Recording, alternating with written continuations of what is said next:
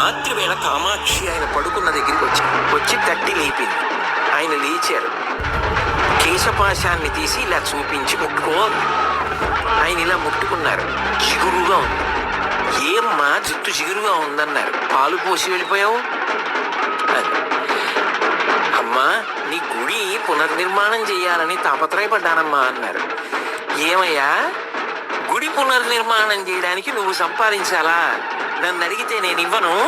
దానికోసం నా జుట్టు ఇలా వదిలి వెళ్ళిపోయావా? చూడు పాలకంపు, ఎంత సువాసనలు రావలసిన జుట్టు నాది. వెనక్కి వచ్చి అభిషేకం చెయ్యాలి. రాత్రికి రాత్రి ఆయన బ్రిటిష్ ప్రభుత్వం వారిని అడిగారు తలుపులు తీయమని. తీశారు వాళ్ళు గౌరవంతో. వాళ్ళకి ఆ గౌరవం ఉండేది. తలుపులు తీస్తే మరి గబగబా వచ్చి కంచిలో అమ్మవారికి మళ్ళీ అభిషేకం పూర్తి చేశారు. ఆ తర్వాత ఎక్కడి నుంచి వచ్చిందో కాసుల వర్షం పడిపోయింది. ఆ దేవాలయం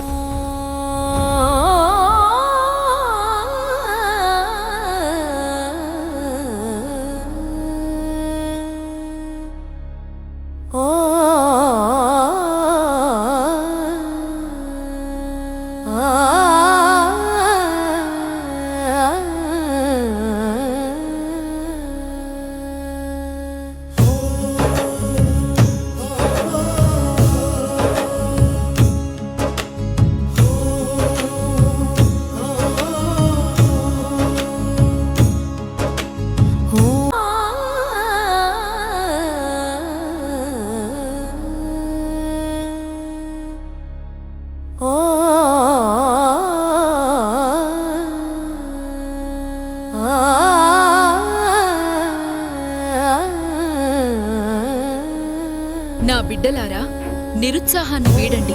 మీలో అపారమైన శక్తి ఉంది. ధైర్యంగా ముందడుగు వేయండి. విజయం మీదే. ముఖ్యం కానీ నిజమైన సంపద మీ కర్మలలో ఉంది. ధర్మబద్ధమైన మార్గంలో కృషి చేయండి. విజయం మీ వెంటే ఉంటుంది.